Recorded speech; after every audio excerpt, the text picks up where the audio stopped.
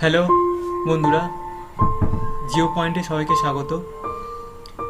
এই জিও পয়েন্টে আমরা মেন খোলার উদ্দেশ্য সমস্ত ধরনের প্র্যাকটিক্যাল এখানে করানো হবে জিওগ্রাফি রিলেটেড, যেটা ইউজিসি লেভেলে সমস্ত প্র্যাকটিক্যালগুলো এখানে সমস্যার সমাধান রয়েছে।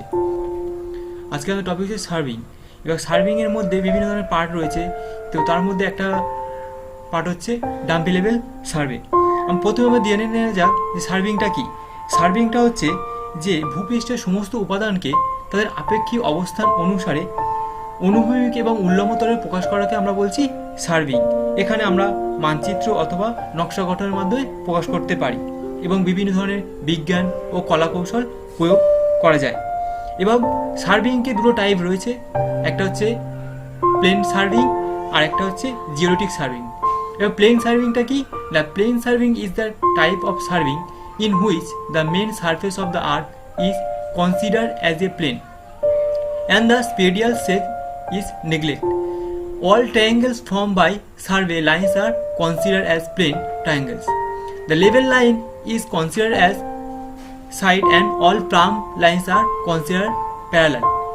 In every life we are considered with small portion of earth's surface, and the above assumption seems to be responsible in light of the fact that length of an arc 12 km long laying in this earth surface is only 1 semi greater than the subtract chord, and further that difference between some of the angles in a plane triangle of some those spatial triangles is only 1 second for a triangle at the earth surface. Plane সার্ভেটা হচ্ছে যে পৃথিবীপৃষ্ঠের ক্ষুদ্রতম এলাকার বক্রতাকে অনুসরণ না করে যখন আমরা সার্ভে করছি তখন তাকে বলছে প্লেন সার্ভে। এবার আসি geodetic survey.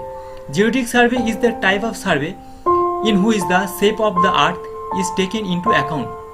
All lines lying in surface are curved lines and the triangles are spherical triangles in therefore involves spherical trigonometry.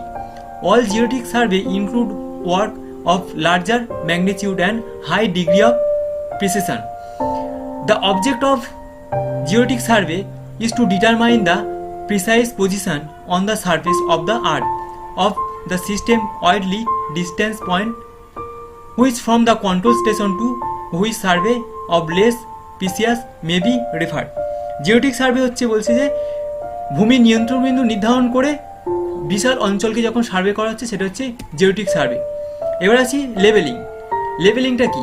লেভেলিংটা হচ্ছে একটা সার্ভিং একটা ব্রাঞ্চ যেখানে আমাকে ইনস্ট্রুমেন্টটাকে ভূমির সঙ্গে লেভেল করতে হয় এবং ইনস্ট্রুমেন্টে স্ক্রুগুলো ঘুরিয়ে লেভেল করতে হয়। এবার এই প্র্যাকটিক্যালে কিছু ছোটো ছোটো টার্ম মনে রাখতে হবে যেগুলো থিওরিতে আসে প্লাস মনে রাখতে হয়, যেগুলো আমাদের খুব কাজে দেবে। প্রথম হচ্ছে বেঞ্চমার্ক। বেঞ্চমার্ক কি না, ডেটাম তল থেকে জ্ঞাত উচ্চতা হচ্ছে বেঞ্চমার্ক। আর ডেটাম তল আগে কি, ডেটাম তল হচ্ছে শূন্য উচ্চতা বিশিষ্ট লেভেল পৃষ্ঠ। এটা হচ্ছে line of collimation. It is a line joining intersect of cross hair and of the diaphragm to the optical centre of the object. Line of কলিমেশনটা কি, যেটা ইন্টারসেক্ট হচ্ছে ক্রস হেয়ার থেকে অপটিক্যাল অবজেক্ট পর্যন্ত। এবার height of instrument. It is the elevation of line of collimation with respect to datum. Datum থেকে ইনস্ট্রুমেন্টের collimation তল পর্যন্ত উচ্চতাকে বলছে আমরা height of the instrument. Back side, back side, fore side, intermediate side, এই তিনটে জিনিস আমার সবচেয়ে গুরুত্বপূর্ণ অংশ। এই তিনটে জিনিসকে আমাকে মনে রাখতে হবে। প্রথমত ব্যাক সাইড। ব্যাক সাইডটা কি? It is a staff reading taken at a known elevation. It is the first staff reading taken after set up instrument. প্রথম আমরা যে মানটা নেব স্টাফ থেকে সেটাকে আমরা বলছি ব্যাক সাইড। ফোর সাইড কি? It is the last staff reading taken denoting shifting of the instrument. ইনস্ট্রুমেন্টটা শিফট করার পর আমরা শেষে যে মানটা নিচ্ছি সেটা হচ্ছে এফএস। এবার হচ্ছে intermediate sight. It is a staff reading taken on provide point which elevation to be determined. All staff reading BS and FS are intermediate sight. বলছে যে ইন্টারমিডিয়েট সাইড হলো যেটা এফএস এবং বিএস এর মধ্যবর্তী যে স্টাফ রিডিংগুলো নেওয়া হয়। Change point. Change point, it is a point on which both fore back sight and fore are taken. Change পয়েন্টটা কি? যখন আমরা ইনস্ট্রুমেন্টটাকে এক জায়গা থেকে অন্য জায়গায় চেঞ্জ করছি সেটাকে হচ্ছে চেঞ্জ পয়েন্ট। ডেটাম বলেছি রিডিউস লেভেল। রিডিউস লেভেলটা হচ্ছে কি না যখন ডেটাম তল থেকে উপরের এবং নিচের উচ্চতাকে আমরা বলছি রিডিউস লেভেল। বলছে ইট is A height or depth of any point above or below any datum, it is denoted as RL. এটাকে আমরা আরএল দিয়ে প্রকাশ করি। এবার হচ্ছে আমরা যখন ক্যালকুলেশনে আসবো, ক্যালকুলেশনের দুটো প্রসেস রয়েছে। ক্যালকুলেশন যে আমরা কতটা ঠিক করছি বা কতটা ভুল করছি তার দুটো পদ্ধতি রয়েছে। প্রথম হচ্ছে rise and fall method, second হচ্ছে ইনস্ট্রুমেন্ট হাইট মেথড বা collimation method. Rise and fall মেথডটা কি? রাইজ অ্যান্ড ফল মেথড হচ্ছে যে মেথডের মাধ্যমে এখানে রাইজ অ্যান্ড ফল মেথড দুটি বিন্দুর পার্থক্য ধরা হয়। পূর্ববর্তী স্টেশন অপেক্ষা পরবর্তী স্টেশন বড় হলে ফল এবং পূর্ববর্তী স্টেশন অপেক্ষা পরবর্তী স্টেশন ছোট হলে সেটা রাইজ হবে। এইভাবে আমরা রাইজ অ্যান্ড ফল মেথডটাকে ফলো করব। দ্বিতীয় হচ্ছে হাইট অফ ইনস্ট্রুমেন্ট মেথড ও কলিমেশন মেথড। এখানে আমরা সিএল থেকে আরএল বের করব মাইনাস করে। এবার আসি ইনস্ট্রুমেন্ট স্ট্রাকচারের ব্যাপার। টিপট স্ট্যান্ড, যার মাধ্যমে আমরা ইনস্ট্রুমেন্টটাকে দাঁড় করাতে পারি। এরপর হচ্ছে লেভেলিং স্ক্রু। এই লেভেলিং স্ক্রু সবচেয়ে গুরুত্বপূর্ণ, কারণ এর মাধ্যমে আমরা ইনস্ট্রুমেন্টটাকে লেভেল করব। এরপর হচ্ছে ফোকাসিং স্ক্রু মাধ্যমে আমরা দূরের জিনিসকে ক্রস হেয়ারের মাধ্যমে ফোকাস করব বা স্টাফটাকে আমরা ফোকাস করব। আইপিস, এখানে আমরা চোখ দিয়ে দেখব। ডায়াফ্রাম এর মাঝখানে রয়েছে এবং এর মধ্যে আরেকটা রয়েছে লঙ্গিটিউডাল বাবেল। এই বাবেলের মাধ্যমে আমরা ইনস্ট্রুমেন্টটা যে লেভেলিং হয়েছে সেটা আমরা বুঝতে পারবো। অবজেক্ট গ্লাস, যার মাধ্যমে আমরা দূরের জিনিসকে দেখতে পারবো।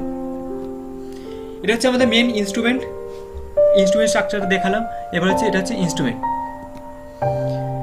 আরেকটা তো গুরুত্বপূর্ণ অংশ হচ্ছে স্টাফ। এটা হচ্ছে স্টাফ। একটা স্টাফের সর্বোচ্চ উচ্চতা হচ্ছে এখানে রয়েছে 4 মিটার প্লেট করা থাকে পাহাড়ি অঞ্চলে। এই জন্য স্টাফের মাধ্যমে আমরা সার্ভে করি না, সেখানে আমরা সার্ভে করতে গেলে থিওরিলাইট ব্যবহার করি, কারণ পাহাড়ি অঞ্চলে স্টাফ রিডিংকে অত বাড়ানো যায় না।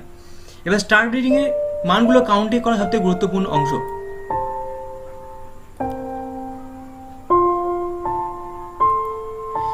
প্রথমত স্টাফ রিডিংটা আমাদের এখানে 0 থেকে স্টার্ট হয়। 0 থেকে এখানে একটা মনে রাখার বিষয় হচ্ছে যে আমার ব্ল্যাক যেগুলো রয়েছে এগুলোর মান হচ্ছে 10, একটা মান হচ্ছে 10 করে, এবং যে হোয়াইট সেটগুলো রয়েছে তার মান হচ্ছে 0.05 করে। তাহলে আমার প্রথমে কাউন্টিংটা শুরু হবে 0.005 পরে। তাহলে পরের মানটা হবে যখন আমার ধরে নাও এখান থেকে কাউন্টিং শুরু হয়েছে, তাহলে আমার যেহেতু হোয়াইটে রয়েছে তাহলে আমার প্রথম কাউন্টিংটা শুরু হবে 0.005। এবার যদি এই কাউন্টিংটা যদি আমার ক্রস হেয়ারটা এখানে আসে ব্ল্যাক সেটের মধ্যে, সেখানে কাউন্টিংটা হবে আমার 0.010। তাহলে আমার এইভাবে কাউন্টিংটা চলে আসবে। ধরুন আমার এখানে আছে, এখানে আমার সর্বোচ্চ মান হচ্ছে 2 মিটার। তাহলে আমার এখানে কাউন্টিংটা কত হবে? এখানে আমার এটা হচ্ছে 5 আর এটা হচ্ছে 3 মিটার। তাহলে এখানে আমার কাউন্টিংটা কিভাবে হবে না 2.005, এই মানটা হবে 2.005। যদি এখানে কাউন্টিংটা আসে, যদি এই ব্ল্যাকের মধ্যে কাউন্টিংটা আসে, তাহলে এখানে কটা আছে? 1 2 3 4, এটা হচ্ছে 5 পড়ছে, তাহলে এখানে 2.050। তাহলে এইভাবে আমাদের কাউন্টিংটা চলে আসবে। এই কাউন্টিংটা অনেকাংশে ভুল করে, এই কাউন্টিংটা আমাদেরকে অতি যত্ন সহকারে শিখতে হবে। আর সবথেকে ভুল হয় আমরা যখন ইনস্ট্রুমেন্টে ব্যবহার করছি, সেই ইনস্ট্রুমেন্টে যখন লেন্সটা থাকে সেই লেন্সটাকে আমরা যখন ব্যবহার করি, এই স্টাফটাকে আমাদের লেন্সের মাধ্যমে যখন দেখবো সেটাকে আমরা উল্টে দেখবো। তাহলে এই 3টাকে তখন নিচের দিকে দেখবো, 2টাকে তখন ওপরের দিকে দেখবো। এইটা হচ্ছে সবচেয়ে ভুল হওয়ার সম্ভাবনা। এই জন্য আমাদেরকে স্টাফ রিডিং কাউন্টিংটা অতি যত্ন সহকারে করতে হবে। দ্বিতীয়ত এই স্টাফ রিডিং সর্বোচ্চ 4 মিটার। 1 মিটারকে আমরা সমান 10 সেন্টিমিটার 10টি ভাগে ভাগ করা হয়। এবার এই 10 সেন্টিমিটারকে আবার 20টি ভাগে ভাগ করা হয়। এই জন্য একটি স্টাফ রিডিং এর মান হয় 0.005, যেটা আমি বলছিলাম যে কাউন্টিংটা 0.005 থেকে শুরু হয়। এবার আসি ক্যালকুলেশনে। প্রথমত বিভিন্ন ধরনের ক্যালকুলেশন এখানে রয়েছে। বেঞ্চমার্ক এবং চেঞ্জ পয়েন্ট এর রেসপেক্টে ক্যালকুলেশনটা বিভিন্নভাবে করে থাকি। এখানে বলছে type 1 when benchmark and CP are same position, যখন বেঞ্চমার্ক এবং চেঞ্জ পয়েন্ট একই পজিশনে থাকবে। দ্বিতীয় রয়েছে যে benchmark are present at the first station, benchmark যখন ফার্স্ট স্টেশনে রয়েছে এবং চেঞ্জ পয়েন্ট যেখানে অন্য যে কোনো স্টেশনে রয়েছে। তৃতীয় রয়েছে যে বেঞ্চমার্ক যখন শেষে থাকবে, একদম লাস্ট স্টেশনে থাকবে, এবং চেঞ্জ পয়েন্ট অন্য কোনো স্টেশনে থাকবে, সেখানে ক্যালকুলেশনটা কিভাবে হবে। বিভিন্ন ধরনের ক্যালকুলেশনের প্রসেস আমাদের ফলো করতে হবে। এই তিনটে মোটামুটি মনে রাখলে আমরা সব ধরনের ক্যালকুলেশন করতে পারবো। একটা হচ্ছে ক্যালকুলেশন টেবিল। তাহলে আমাদের প্রথমে ক্যালকুলেশন টেবিল বানাতে হবে। প্রথমে টেবিলের নাম দেবো field book by dumpy level survey. প্লেসটা ম্যাক্সিমাম আমাদের কলেজ গ্রাউন্ডে হয়ে থাকে, সেই জন্য কলেজের নাম লিখবে, যে যার কলেজের নাম। ইনস্ট্রুমেন্ট নাম্বার, ডাম্পি লেভেলে একটা নাম্বার মার্ক করা থাকে, সেই যে যার ইনস্ট্রুমেন্ট নাম্বার এখানে মার্ক করা থাকবে, মার্ক করে নেবে। ডেট অ্যান্ড টাইম, কোন ডেটে আমরা সার্ভে করছি, কোন টাইমে আমরা সার্ভে করছি সেটা এখানে উল্লেখ করবে। তারপরে সার্ভে রোল নাম্বার, যে যার নিজের রোল নাম্বার এখানে উল্লেখ করবে। এবার হচ্ছে আমাদের টেবিল বানাতে হবে। প্রথমে আমরা স্টেশনগুলো থাকবে, ডিস্টেন্স থাকবে। ডিস্টেন্সটাকে আমরা দুটো আবার সাব টেবিলে ভাগ করছি, in metre, in centimetre. Staff reading in metre, CL in metre, reduce level in metre. এরপরে হচ্ছে রিমার্ক। এবার কলেজ থেকে উল্লেখ করে দেবে বা ফিল্ডে যখন যাবে সেখানে মার্ক করা থাকবে যে কতগুলি স্টেশন রয়েছে। এখানে আমাদের এতগুলো স্টেশন রয়েছে, এ থেকে স্টেশন স্টার্ট হয়েছে এবং বি থেকে গিয়ে শেষ হয়েছে। তাহলে আমার ডিস্টেন্সটা কি, ডিস্টেন্স হচ্ছে 3 মিটার করে। তাহলে আমার এখানে 0 থেকে স্টার্ট হচ্ছে, 0, 3, 6, 9, 12, 15, 18, এমনভাবে আমাদের 3 মিটার করে গ্যাপ অ্যাপ করে এক একটা স্টেশনের দূরত্ব। এবার এই মিটারটাকে আমরা খাতাতে যখন ড্র করবো তখন আমরা মিটারে ড্র করতে পারবো না, তার জন্য আমাদেরকে সেন্টিমিটার ড্র করতে হবে। তার জন্য আমরা স্কেল ধরেছি 1 সেন্টিমিটার রিপ্রেজেন্ট করছে 3 মিটার। তাহলে এগুলোকে 3 দিয়ে ভাগ করলে তাহলে 1, 2, 3, 4, 5, 6 এমনভাবে চলতে থাকবে। এবার আমি যে 3টে টাইপের কথা বলেছিলাম ক্যালকুলেশন, রিডিউস লেভেল ক্যালকুলেশন, 3টে মেথড বলেছি, তার মধ্যে এটা একটা মেথড যেখানে রয়েছে চেঞ্জ পয়েন্ট এবং বেঞ্চমার্ক একই স্টেশনে রয়েছে। চেঞ্জ পয়েন্ট এবং বেঞ্চমার্ক একই স্টেশনে রয়েছে। তাহলে এখানে ক্যালকুলেশন পদ্ধতিটা কি হবে, তাহলে এটা আমাদের একটা পার্ট, এখান থেকে এ একটা পার্ট হলো, এখান থেকে এ একটা পার্ট হলো, আমাদের হচ্ছে দুটো পার্ট। কেন দুটো পার্ট? কারণ আমরা প্রথম যখন মান নেওয়া শুরু করেছি এখান থেকে মান নিয়েছি, বিএস মান নিয়েছি, তারপর আইএস মান নিয়েছি, তারপরে এফএস এ মান নিয়েছি। কারণ এফএস মান নিয়েছি কারণ সেখানে চেঞ্জ পয়েন্ট রয়েছে। এরপরে আমাদের ইনস্ট্রুমেন্টটাকে শিফট করতে হয়েছে। ইনস্ট্রুমেন্টে শিফট করার পর আবার আমরা এফএস এ প্রথম যে মান নেব সেটা হচ্ছে বিএস, সেই জন্য আবার এখান থেকে মান নিয়ে শুরু করে আইএস এ মান নিয়েছি এবং শেষে এফএস এর মান নিয়েছি। তাহলে আমাদের দুটো পার্ট, একটা অঙ্কে দুটো পার্ট। এবার দেখে নিয়ে ক্যালকুলেশন পদ্ধতিটি কীভাবে করেছি। তাহলে আমাদের বেঞ্চমার্ক হচ্ছে 18.50। তাহলে 18.50 যেখানে থাকবে সেখানে আরএল এর জায়গায় সেটা বসে যাবে। বেঞ্চমার্ক যেই স্টেশনে থাকুক সেই স্টেশনে আগে থেকে বসে যাবে। 0.59 এর সঙ্গে 1.49 প্লাস করেছি, প্লাস করে কত হচ্ছে 19.99। এই 19.99 থেকে আমরা 1.48 মাইনাস করেছি, সেখানে এসছে 18.51। আবার 19.9 থেকে 1.52 মাইনাস করেছি 18.47। এইভাবে আমরা 19.9 থেকে মাইনাস করে রিডিউস লেভেল বের করেছি। এবার আসছি এই ওপরের পার্টটাতে। এবার ওপরের পার্টটাতে কি আবার 18.5 সঙ্গে 1.4 সঙ্গে যোগ করেছি, 1.4 এর সঙ্গে যোগ করেছি। তাহলে আমাদের এই পার্টটা 1.4 এর সঙ্গে যোগ করেছে 19.97। এবার 19.97 এর সঙ্গে 1.46 মাইনাস করেছি 18.51। 19.97 থেকে 1.62 মাইনাস করেছি 18.35। তাহলে 19.97 মাইনাস করে এত দূর পর্যন্ত এসেছি। তাহলে আমার দুটো পার্টের ক্যালকুলেশন গেল।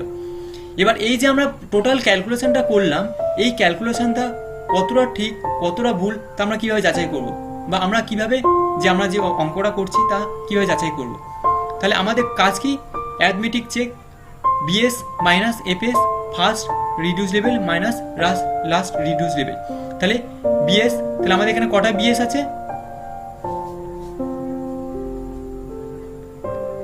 1.46 একটা বিএস আর 1.49 একটা বিএস। তাহলে দুটো বিএস আমাদেরকে যোগ করতে হচ্ছে। তাহলে 1.46 এই লিখেছি, 1.46, 1.49 দুটো বিএস যোগ করেছি, প্লাস দুটো এফএস এবার মাইনাস করছি এখানে 1.47 এই এফএস আর 1.63 প্লাস করেছি, তাহলে এই দুটোর মাইনাস করে আসছে 0.15। এবার ফার্স্ট আরএল কত 18.51 লিখেছি, লাস্ট আরএল কত 18.36 লিখেছি, তাহলে দুটো মাইনাস করে আসছে 0.15। তাহলে আমাদের অঙ্কটা ঠিক করেছি, এটা থেকে প্রুভ হয়। এবার আসি আমাদের সেকেন্ড অঙ্কটাতে। সেকেন্ড অঙ্কটাতে কি রয়েছে, টেনশন রয়েছে, distance in metre in centimetre রয়েছে, বিএস এর মান নিয়েছি, আইএস এর মান নিয়েছি, এফএস এর মান নিয়েছি, চেঞ্জ পয়েন্ট অনুযায়ী ইনস্ট্রুমেন্ট শিফট করে প্রত্যেকটার মান নিয়েছি। এবং এখানে একটা সমস্যা রয়েছে যে বেঞ্চমার্কটা আমাদের প্রথম স্টেশনে উল্লেখ করে দিয়েছে, ফার্স্ট স্টেশনে বেঞ্চমার্কটা, তাহলে সেক্ষেত্রে ক্যালকুলেশনটা কী হবে, আগেই বলেছিলাম যে বেঞ্চমার্ক যেখানে থাকবে সেই স্টেশনের আরএল সেটাই হবে। তাহলে 18.5 তার সঙ্গে আমরা প্লাস করেছি 1.46, তাহলে 18.5 এর সঙ্গে 1.46 প্লাস করেছে 19.96। এবার এই 19.96 সিএল বেরিয়েছে, এই 19.96 সঙ্গে 1.62 মাইনাস করেছি 18.34, 19.96 থেকে 1.77 মাইনাস করেছি 18.19। এইভাবে আমরা 19.96 থেকে আইএসগুলো মাইনাস করেছি। তাহলে এই পর্যন্ত গেল একটা পার্ট। তার আমরা প্রথমে বলেছি যখন চেঞ্জ পয়েন্ট হবে সেখানে অঙ্কের দুটো পার্ট থাকবে, এটা গেল এই পর্যন্ত। এবার সেকেন্ডেরটা কাজ কি, এবার সেকেন্ডের কাজ হচ্ছে সেকেন্ডটাকে কি করে বের করবো না 18.49 এর সঙ্গে 1.49 আমরা প্লাস করবো, 18.49 এর সঙ্গে 1.49 আমরা প্লাস করবো, প্লাস করে আমরা সিএল বের করবো 19.98। এই 19.98 থেকে এবার পরবর্তী আইএস এবং এফএসগুলো মাইনাস করবো, তাহলে 19.98 থেকে 1.48 মাইনাস করলে 18.5, তারপরে আবার 19.98 থেকে 1.52 মাইনাস করলে 18.46, 19.9 থেকে 1.44 মাইনাস করলে 18.54, এইভাবে আমরা মাইনাস করতে থাকবো। এবার এর এরিথমেটিক চেকটা দেখে নেওয়া যাক। তাহলে প্রথম দুটি স্টেশনের বিএস দুটো আমরা প্লাস করবো 1.46 প্লাস 1.49, এবং তার থেকে আমরা মাইনাস করবো দুটি স্টেশনের এফএস 1.47 প্লাস 1.63, এই 1.47 প্লাস 1.63 করেছি, এবং প্রথম স্টেশনের আরএল মাইনাস লাস্ট স্টেশনের আরএল দুটো মাইনাস করেছি। তাহলে দেখা যাচ্ছে এখানে 0.15, তাহলে আমাদের এই অঙ্কটাও ঠিক আছে। এরপর আমরা আসবো পরের ধরনের অঙ্কটাতে। এখানে আবার যেমন আমাদের ফিল্ড বুক বানাতে হয়েছে সেরকম ফিল্ড বুক বানাবো, place, instrument number, date and time, surveyor roll number সেগুলো সব উল্লেখ করব, স্টেশন উল্লেখ করব, ডিস্টেন্স উল্লেখ করব, স্টাফ রেডি, যেমন আমরা আগের অঙ্কগুলোতে করেছি সবগুলোই প্রসেস এখানে করব। এখানে একটা সমস্যা কি না বেঞ্চমার্কটা একদম লাস্ট স্টেশনে, তাহলে এর ক্যালকুলেশনটা কী হবে, এবং সিপিটা অন্য স্টেশনে রয়েছে। তাহলে ফার্স্ট আমাদের কী হবে, যেখানে বলেছিলাম যে স্টেশনে বেঞ্চমার্ক থাকবে সেই স্টেশনের আরএল হচ্ছে সেটাই। তাহলে এখানে বেঞ্চমার্ক লাস্ট স্টেশনে বেঞ্চমার্ক 25.00 মিটার, তাহলে এখানকার আরএল হবে 25.00 মিটার। 00 সঙ্গে 5.70 আমাদেরকে প্লাস করতে হবে, প্লাস করে আমরা লাস্ট স্টেশনের সিএল আমরা কাউন্টিং করবো। তাহলে লাস্ট স্টেশনের সিএল বেরিয়েছে 30.7। এবার এই 30.7 থেকে আমরা 5.8 মাইনাস করবো, মাইনাস করলে হবে 24.9, আবার 30.7 এর সঙ্গে 5.9 মাইনাস করবো 23.8, এমনভাবে প্রত্যেকটা মাইনাস করে যাব, এবং এখানে 30.7 থেকে 6.8 মাইনাস করলে হবে 24.42। এই জায়গাটা আমাদেরকে মনে রাখতে হবে, কারণ এটা একটা অঙ্কের পার্ট, আগেই বলেছিলাম যে প্রত্যেকটা অঙ্কের আমাদের 2-3টে করে পার্ট হতে পারে। এখানে আমরা দুটো পার্টের ক্যালকুলেশন করেছি, চেঞ্জ পয়েন্ট অনুযায়ী আমাদেরকে পার্ট ভাগ করে নিতে হবে। তাহলে এখানে আমাদের 30.7 থেকে 6.28 মাইনাস করলে হয় 24.42। এবার এই 24.42 সঙ্গে 3.52 প্লাস করলে হবে 27.94, এটা হচ্ছে স্টেশন 5 এর সিএল। এবার এই 27.94 থেকে 3.35 মাইনাস করলে হবে 24.59, 27.9 থেকে 3.3 মাইনাস করলে হবে 24.64। এমনভাবে প্রত্যেকটা সেশনে আমরা মাইনাস করে করে অঙ্কটা সলভ করব। এবার একই পদ্ধতি আমরা প্রত্যেকটা অঙ্কে যেমন অ্যারিথমেটিক চেক করেছি, এর ক্ষেত্রেও তাই আমাদের অ্যারিথমেটিক চেক করতে হবে। প্রথম স্টেশনের প্রথম যে বিএসগুলো আছে সেই বিএসগুলো প্লাস পরবর্তী যে এফএসগুলো আছে সেগুলো প্লাস করে আমাদেরকে দুটো বিএস মাইনাস এফএস করতে হবে এবং প্রথম স্টেশনের আরএল মাইনাস লাস্ট স্টেশনে আরএল মাইনাস করতে হবে। তাহলে এখানে দেখা যাচ্ছে যে মাইনাসগুলো দেখা যাচ্ছে আমার 0.15 এবং 0.15। তাহলে আমাদের দেখা যাচ্ছে যে অঙ্কটা থেকে আমরা সত্যি ঠিক করেছি।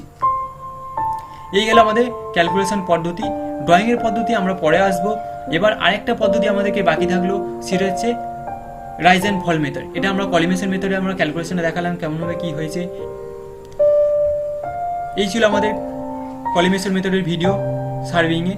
তো ভালো লাগলে অবশ্যই লাইক, কমেন্ট, শেয়ার করতে ভুলো না। আর অবশ্যই সাবস্ক্রাইব করবে এবং সবাইকে শেয়ার করে জানিয়ে দেবে এই ভিডিওটার ব্যাপারে। এবং প্রথম থেকে শেষ পর্যন্ত দেখার জন্য সবাইকে ধন্যবাদ।